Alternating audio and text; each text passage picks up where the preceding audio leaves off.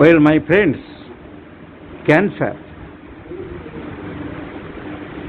যে কোনো বয়সে, যে কোনো সময়ে, যে কোনো অর্গানের উপরে আরম্ভ হচ্ছে। এই ভদ্রলোকের বয়স 42, এই সুন্দর চেহারা, হ্যান্ডসাম বডি, কিন্তু রেকটাল ক্যান্সারে আক্রান্ত হয়ে গেছে।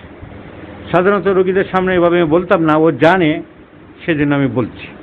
ও জেনেছে, অলরেডি টাটা মেমোরিয়াল ক্যান্সার সেন্টারে মুম্বাই ঘুরে এসেছে। It is well known to him, সেজন্য আমি বলছি। তা নাহলে রোগীদের সামনে এরকম তার ডায়াগনোসিস করা উচিত নয়, তোমরা করবেও না। তো অনেক হোমিওপ্যাথি ডাক্তার, উনি গিয়েছিলেন আমাদের একজন হোমিওপ্যাথি ডাক্তারের কাছে, সেই ওষুধপত্র দিয়েছে। এগুলো মডার্ন মেডিসিন এখন অনেক ডেভেলপ হয়ে গেছে। হ্যানিম্যানের সময়ের হোমিওপ্যাথি এখন নেই, একে মডার্ন সার্জারিতে পাঠাতে হবে। It is a beginning stage. যদি অপারেশন করে কেমোথেরাপি করা যায়, ওষুধপত্র ক্যান্সার গ্রুপে দেওয়া যায়, তাহলে লাইফটা ফিরে পাবে। একে হোমিওপ্যাথি চিকিৎসক হিসাবে আমরা হাতে রেখে দিনের পর দিন ট্রায়াল অ্যান্ড এক্সপেরিমেন্ট করে, ওই পি ব্যানার্জি কোম্পানিরা করে, আরও অনেকে করছে, সেগুলো করা মোটেই উচিত না বলে আমি মনে করি। তো আমি সাজেশন দিয়ে দিয়েছি to consult with a oncologist, surgeon, side by side. যতদিন ওরা যোগাযোগ করবে, তার সাথে হোমিওপ্যাথিক চিকিৎসা করতে হবে। তোমাকে গুছিয়ে বলেছি আমি সব, কারণ মডার্ন মেডিসিন এখন অনেক ডেভেলপ হয়ে গেছে। খালি দুপাতে অর্গানন পড়লাম আর অ্যালোপ্যাথিক চিকিৎসকদের গোষ্ঠীর তুষ্টি করলাম, সেগুলো মূর্খ ছাড়া, যারা মূর্খ তারা এগুলো করে। এই লোকটা লাইফ ফিরে পেতে পারে যদি ঠিক মতন অপারেশন করে ওকে রেডিয়াম থেরাপি করা যায়, যেখানে স্কোপ আছে, সুযোগ আছে। মডার্ন মেডিসিন, মডার্ন সার্জারি অনেক ডেভেলপ হয়েছে। হ্যানিম্যানের সময়ের 1810 সাল 20 সালের ব্যাপার এখন নয়। হোমিওপ্যাথিতে ওষুধ আরম্ভ করতে হবে। এই যে সাইকোটিক পেশেন্ট, ওর বংশে অ্যাজমা আছে, ব্রাদার সাফার ফ্রম অ্যাজমা, ওর গায়ে অনেক আঁচিল আছে, তোমার গায়ে অনেক আঁচিল আছে, বিভিন্ন জায়গায় আঁচিল আছে, many warts and moles here and there. আর দেখাতে হবে না, many warts and moles here and দেয়ার।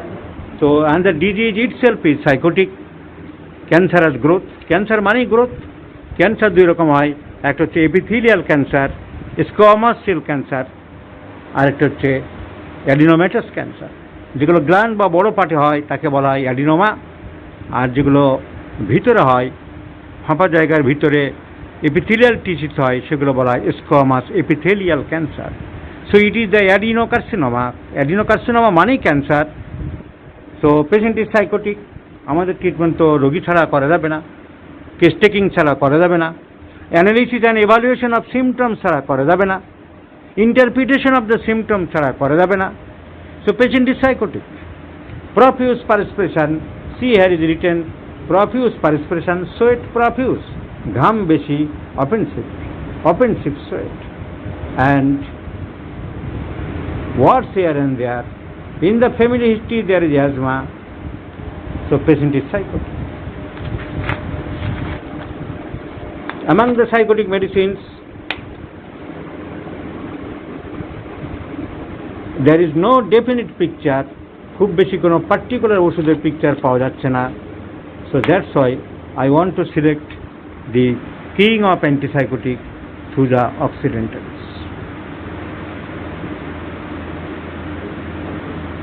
অন্ধকারে হাঁটার সময় মনে হয় পিছনে কেউ ফলো টলো করছে, ভয়টাই পাও? কাঁচা পেঁয়াজ তুমি কি ভালোবাসো? একদম খারাপ। পেঁয়াজের অ্যাভারশন টু অনিয়নের তিনটেই পাওয়া যায়। Strong aversion is also Thuja, strong desire in some patients also Thuja, and disagree to superlative degree also Thuja. বর্ষাকালে তোমার অন্য কোনো রোগ টোগ কিছু আর নেই? স্কিন ডিজিজ এসব কোথাও হতো?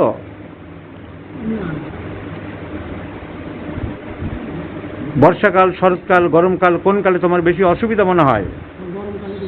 গরমকালে বেশি অসুবিধা মনে হয়।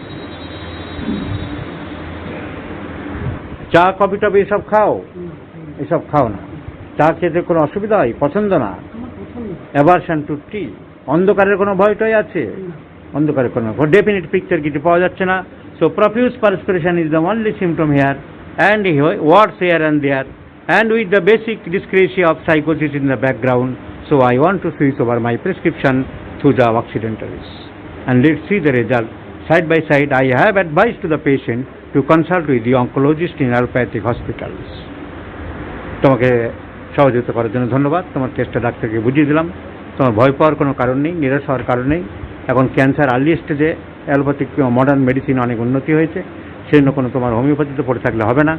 আমরা যা করছি তুমি যোগাযোগ ওদের সাথে রাখো, যাতে ওরা রে দিতে পারে।